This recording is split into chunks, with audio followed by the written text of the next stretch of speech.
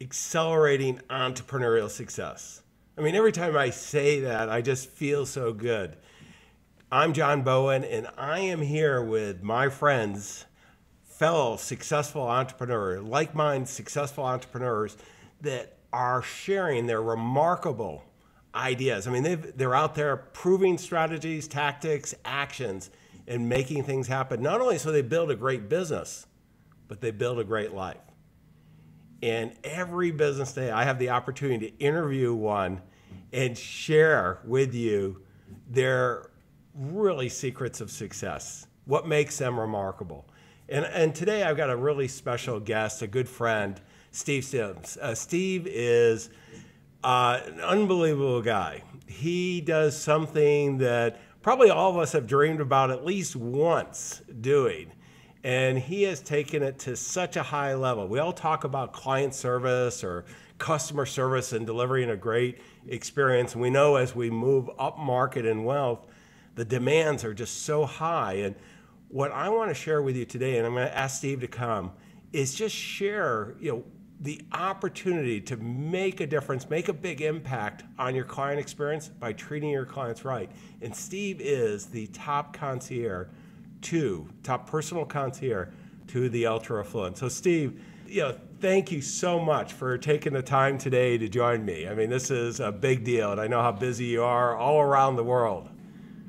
No, I'm chuffed I'm on it. Thank you very much for taking an interest in little old me. Thank you. Well, Steve, one of the things I want to bring up to everyone, I use Steve's service. The company is Bluefish, and not only do I feel so strongly about it, but I have the privilege of having a mastermind group of top financial advisors, and they use Steve as well. And it's a great partnership. But Steve, tell me, what is a personal concierge to the affluent? I mean, I know, but all the entrepreneurs out there don't know. And then I want to bring in, why do they care? Well, you can make more money, you can't make more time. So our clients use us quite simply to save that time. There's a lot of demands they have, whether it be appropriate travel, whether it be events, incentives, experiences, gifts. And when I say appropriate, there's no point in suddenly going down to the Florida Keys in August in hurricane season. So we're the kind of people that go, well, look, I know you want to do this, but have you considered this, this, and this? So our experience, or any concierge's experience, should be first and foremost to save you the time and take the effort out of finding you what you want. Well, and that really, we successful entrepreneurs typically, they have a little bit of capital. What they don't have is that much time. We all have the same amount of time, 168 hours a week, but there's a lot more demands. And Steve, give me a little background. How did you get involved in this concierge service? Because I mean, I got to tell you, this is some of you are on audio. We have a video podcast and audio. Steve doesn't look like the typical what you might envision personal concierge. He's a tough-looking, rugged guy, and from the right side of LA, but it looks like it could go either way. But Steve, tell me, how you got into all this stuff. Well, I was delusional. My family aspired to be middle class. We were working class through and through, construction firm in London, and through an old friend of mine, through a friend of mine from school, he wasn't an old friend at the time, he got me into the banking world to just answer the phone and take orders in the 80s. I used the gift of the gab to get me into a brokerage firm in Hong Kong. I landed on the Saturday, I was fired on the Tuesday. So that wasn't really a healthy long career there. And I started working at clubs. What I thought I would do delusionally is have these parties for very affluent people that I would then walk over to the bank and go, look, please give me a job now because I know loads of rich people. And it kind of went the other way. I found I was better at doing the services and the fun side of life than I was at the banking. And one of our parties, all of our parties, we used to have these passwords. And one of the passwords was one fish, two fish, red fish, blue fish. So we would send you a note saying one fish, two fish, finish the rest. And they would walk up to wherever the party was and go, red fish, blue fish, and we'd let them in. So that was how it started. And in getting to know that circle of people, the requests got a little bit more abstract. Hey, you're very good in Hong Kong, but do you know anyone in Monaco? Do you know anyone in Stade? Do you know anyone in London? I want to go to the Kentucky Derby. I want to go to Wimbledon. I want to go to Royal Ascot, Monaco Grand Prix. I want to go in space. And bit by bit, the requests got bigger and bigger and bigger. 18 years later, we are respected as one of the top concierge firms for doing the amazing. So that's from soup to nuts. No, and Steve, help me out with, was there a breakthrough along the way? Because, I mean, there being someone aspiring to be middle class to now, organizing space trips. There's a little, there's a bridge there. And my experience in life for most of us as entrepreneurs, there's not a straight line. There's some bumps in the road. Where did you have that inflection point that it all started coming together? I think, as I mentioned earlier, I was delusional. I really wanted to be a banker. So when I was throwing parties, I was just getting groups of friends together. So that way I got to treat them as friends and not as revenue streams. Mm-hmm. And so I was able to say to certain people, no, I don't want you getting in. And no, you're not coming to my party. And because I wasn't making any money out of it, I actually was, but because it wasn't my future, it didn't bother me. I could be that selfish and only hang out with people that, quite simply, I liked. And we all know in business, and that's the operative word there, you got to pay the mortgage. You got to keep the lights on. So sometimes there's a client you take on or an account you work that you really not enjoy, but you make a lot of money. Because I thought that was going to be in the banking world, Bluefish was actually fun. And quite simply, we realized in 2000, after 6 years of working Bluefish, that my income in the banking commissions was very small.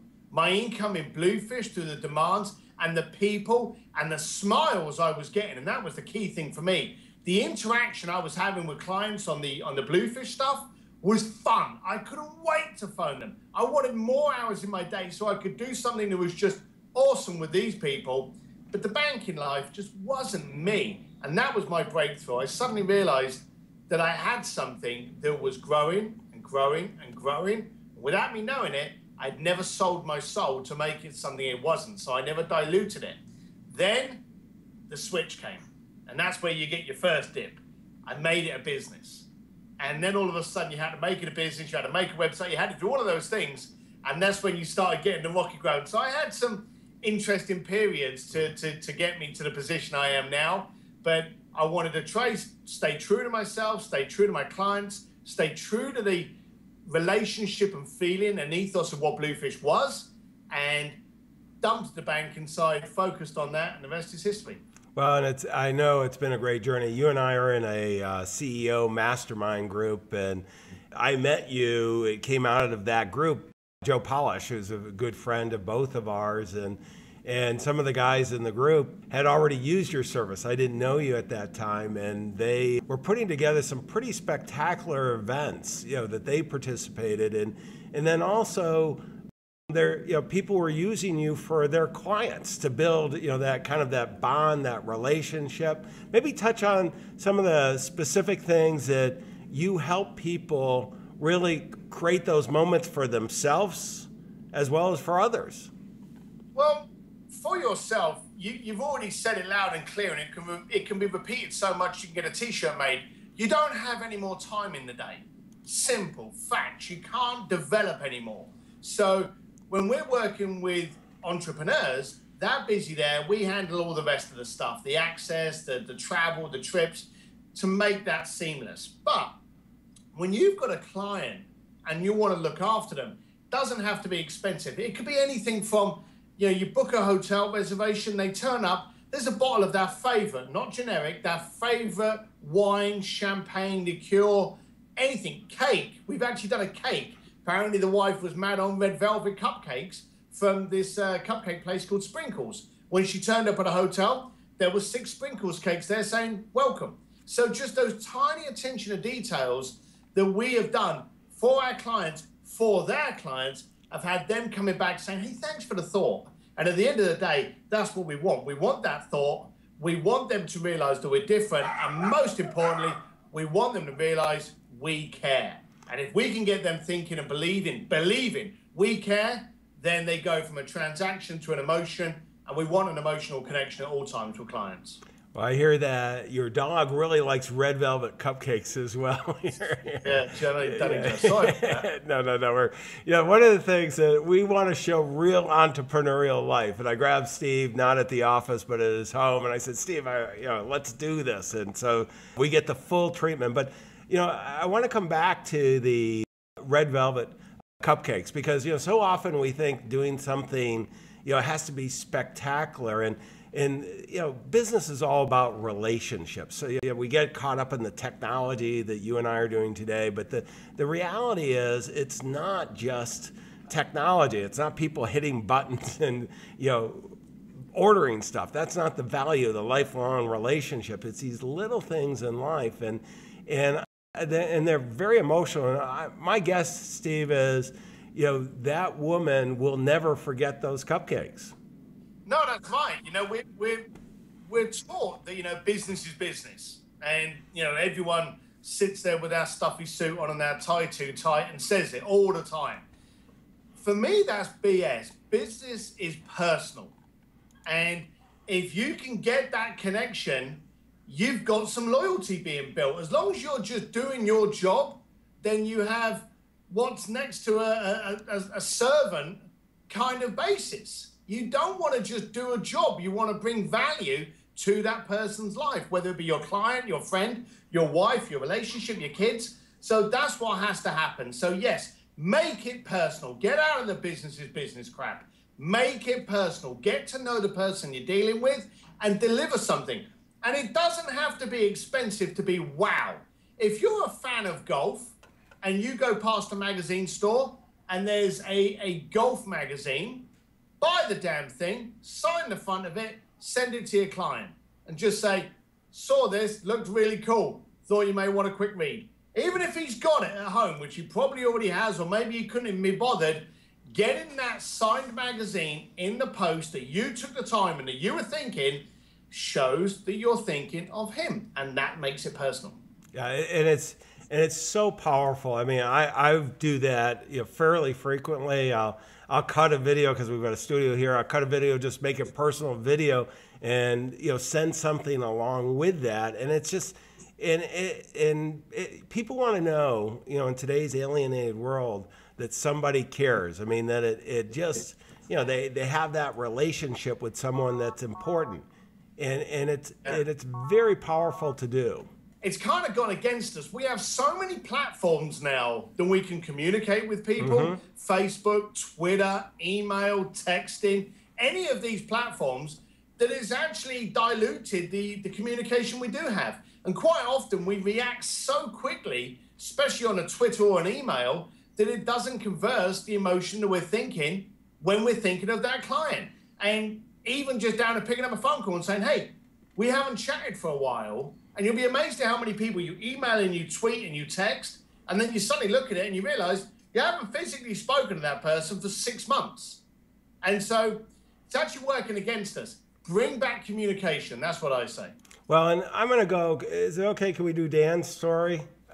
One of the first big events, so, I mean, Steve does the cupcakes, but he does even more. And we have a mutual friend who's in our mastermind group who really, I think, always dreamed of being a rock star. I don't know, Steve, maybe you know the story better than I. I know sitting next to him how excited he was after the fact. I didn't know about the before the fact. Maybe set the stage because, we talk about creating once in a lifetime events. I mean, we've got another mutual friend, Peter Diamandis, who's in our mastermind group, and you're creating all these space type things with Peter, the author of Abundance, and one of the co-founders of Singularity and the X Prize and all. I mean, there's some really amazing guys, but we all like great experiences. And maybe share Dan's story. Well, the story goes that he was on Necker Island with Richard Branson and Joe Polish, and someone wanted to do a charitable event with Jimmy Buffett. And the story goes that Dan has always been a fan of Journey. So he said, look, Richard, if you can do anything for Journey, I'm in. It didn't get anywhere with Richard. And so he was directed over to little old me. And I spoke with Dan, and quite simply, he said, I want to sing with Journey. That was it. That was the entire parameter of his request. I didn't know if the guy was real. You've seen the video. There is a video out of it. I didn't know how committed he was. I asked him for a small check to show his commitment, and I said I'd follow up with him. He openly in the video says he thinks I was full of crap. And he said, well, he does share that, I mean, it's not like Richard Branson isn't a little connected and so on. And, it never quite happened for whatever reason with Richard. So, Steve, I got to tell you, as much as I love you, initially I thought Richard was more connected. I'm not sure anymore. Well, behind the connected man, there's someone more connected. Yes. So, but I'm just the perfect, for any of you that are not listening to this on video and are listening to it on audio, you're very lucky because you're not seeing my ugly mug. But I have the face for radio. But so we spoke to Journey, put it together, and as one of the examples that I go on later on, I never like to give clients what they pay for. And that may sound the complete opposite of business, but if someone gets what they paid for, they got what they paid for. There's no growth, there's no emotion, there's no extra. You can't ask for a return on investment when someone gets exactly what they paid for. So we spoke to Dan, took it a little bit further than what he dreamed. He had a meet and greet with the band about 6 months prior. Then he actually went on stage in San Diego, sang 4 tunes with the full band, smoke machines, lasers, the full concert effect. He wanted 3 signed guitars. We got him 5. And then we got him a meet and greet afterwards with the whole band where they came out and said hi, especially to a group of 25 of Dan's closest friends, including John Matliff, John Benson, Joe Polish, Eunice Miller, Abigail Moneyhan, and a whole bunch of other very, very successful entrepreneurs. So we really did do this big splash out. That guy would have settled for singing in a sound studio with Journey because his parameter was just sing with Journey. So you can't get better than actually sing on live on stage as what is now the shortest term lead singer of Journey in Journey's history. No, and I can vouch for Dan is going to tell this story into the day he's no longer with us. And it's a great story and he loves it. Steve, tell me, you're a top entrepreneur. You hang out with other entrepreneurs. What are you passionate about now? I've got a passion project called Blue Cause. I'm very upset with the online auction world when it's surrounding charities. There's a lot of companies out there that promote, meet with Mark Wahlberg, play guitar with Sting. They do all these wonderful experiences and it benefits a charity. What really upsets me is the fact that anywhere between 10 to 50% of the money that's raised on those auction sites actually goes into their pocket. Now, I don't mind possibly it being a smaller margins, but there's too many companies charging the bigger margins. So we're actually launching a project now on a platform called Blue Cause, where every single cent that you bid for that opportunity to do something spectacular, whether it be lunch with Donald Trump or a drum lesson with Matt Sorum from Guns N' Roses, will physically go to that chosen charity. So we want to make a difference. So Blue Cause is the philanthropic arm of the Bluefish Group of companies, and we're making not a dime from it, and we're very happy for that.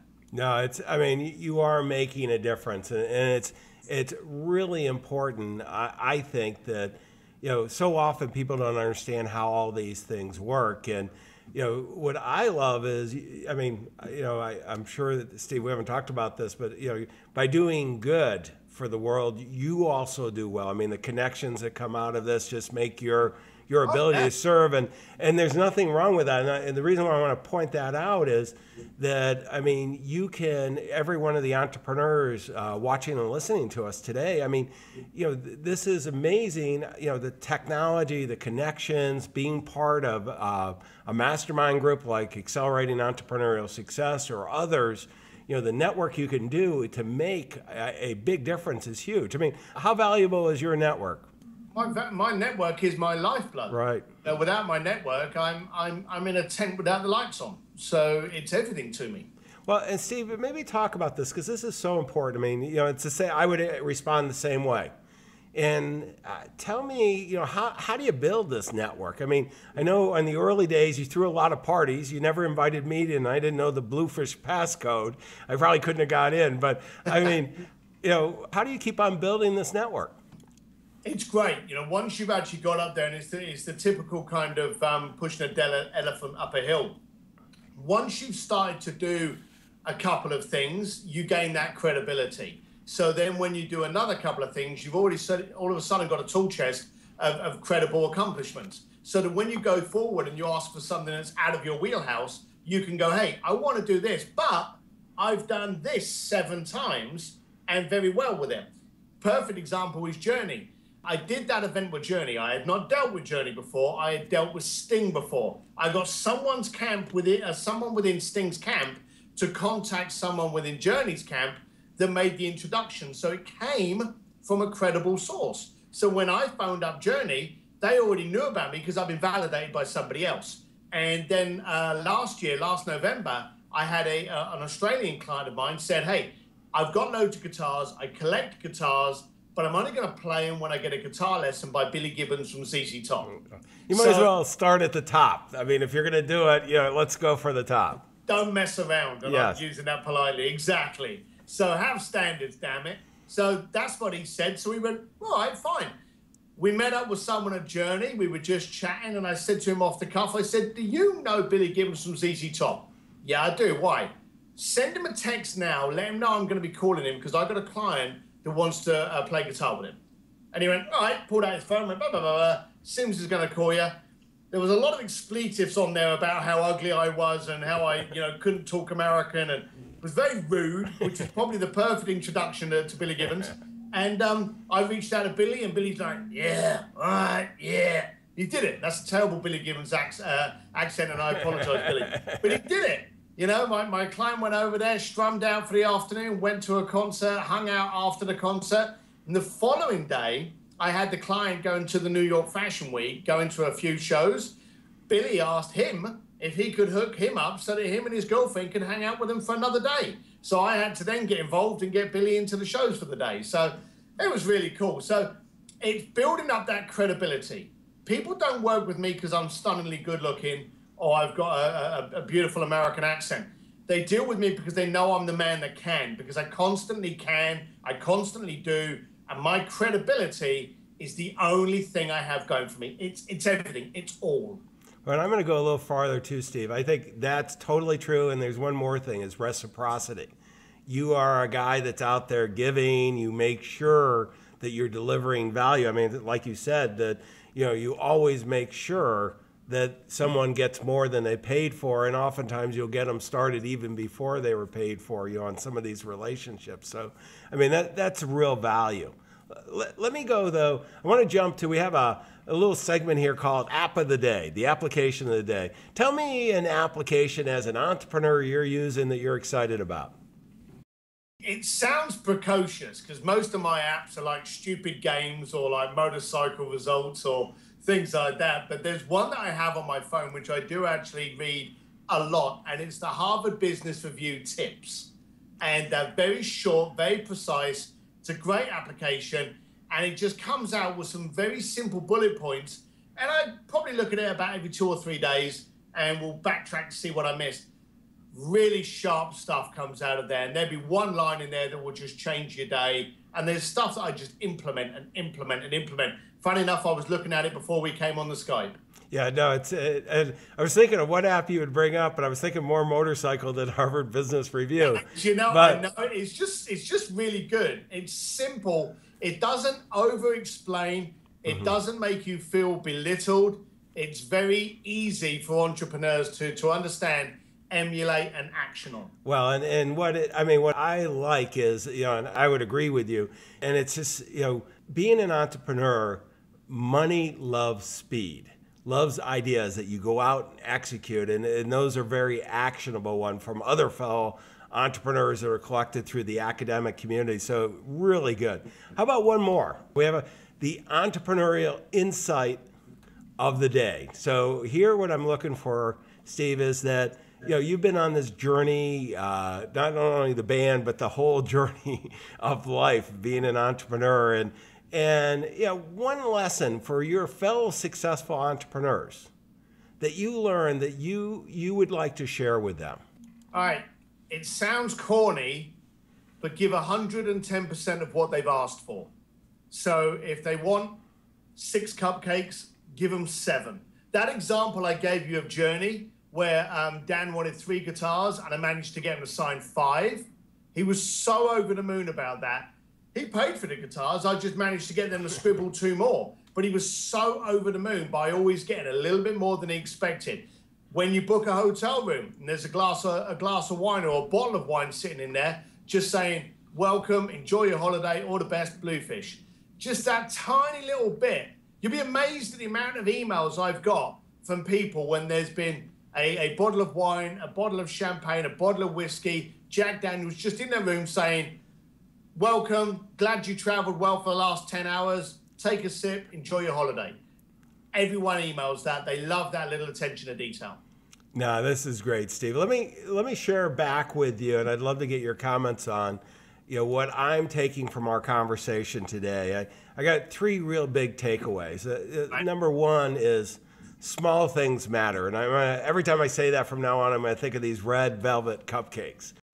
2, never give the client what they pay for, and I think that's huge. And 3, really follow your example of Blue Cause. You can do very good by doing good. You can do extremely well by doing really well by others, and you're really providing a lot of leadership there. Those good takeaways? I think they're accurate. And going in reverse, doing good does everyone good. It cannot give you a bad reputation. It cannot make people think less of you. It's impossible. You do good, and the return on investment by doing good is 1,000-fold. Don't discount it. Start doing stuff for a charity. Start doing stuff for a foundation. Find something you believe in. And even if you're just giving some time on a Friday afternoon, finish at 3, go down and work somewhere for 3 hours. Just give those 3 hours. You'll be stunned at what comes back to you from there. Regarding the don't give clients what they paid for, don't. They won't remember it. Give them a little bit more every single time. Again, it can be an extra cupcake. It could be a magazine. It could be a bottle of wine. It could be a glass of wine. It can be just a sentiment. It can be a note, a handwritten note. You give them that little extra special piece of detail they were not expecting. Again, it will come back to you 1,000-fold. And then the first one, what was the first one you picked on? Small things matter. The red velvet. Your boy said it the best, didn't he? You never get bit by an elephant. It's the small things that bite. Yeah. So, he's a star there. It's the detail. The devil is in the detail, and also your ROI is in the detail. Focus on the detail. Don't focus on the big thing. That'll look after itself. Focus on the detail. Make sure each one of those is perfect, and you will just excel. Yeah, all good, Steve. If people want to contact you, how can they do that? I'm at thebluefish.com. And I'm going to put it up on the. They can just go to. You can see when you Google Bluefish Steve Sims, it comes up immediately. The ultimate personal concierge, and they've got you can hit the find more about us, and there is all kinds of stuff, all kinds of accolades, and you're out there definitely making a difference. And they can, if they're interested in membership, I know there's no longer the secret word, but there's a button there that they can apply for membership because it is an extremely exclusive. Yes, it is. It is. We're very discerning about who we take on. We don't take on everyone. We get a lot of. I think something like Christmas, we turned away about 68 applicants. So we're very discerning on who we accept and who we don't. Yeah, and this is part of being in the right community. It's important for you with your clients. This is for all entrepreneurs to choose wisely. So, absolutely. Well, and so let me just say, the resources, go to Bluefish on the web. You can also go to Accelerating Entrepreneurial Success. We'll have, if you're listening on the audio one, you'll definitely want to go to the site. You can just simply, so many people have a hard time typing, Steve, entrepreneurial. We go aesnation.com, and you can go right there. And what happens is you can go see Steve and I talking, see what we both look like. Maybe you'll decide to continue that subscription to audio versus video. Also, we'll have the resources that Steve talked about. You can just click the links there, and there'll be a transcript of all this. And above all, I mean, what Steve and I both want is for you to do a great job by your clients, and take those takeaways, these pearls of wisdom that Steve gave us, go out and make a difference. Steve, thanks again. Thanks, John. Appreciate it. Exceptional, remarkable breakthroughs. AESNation.com.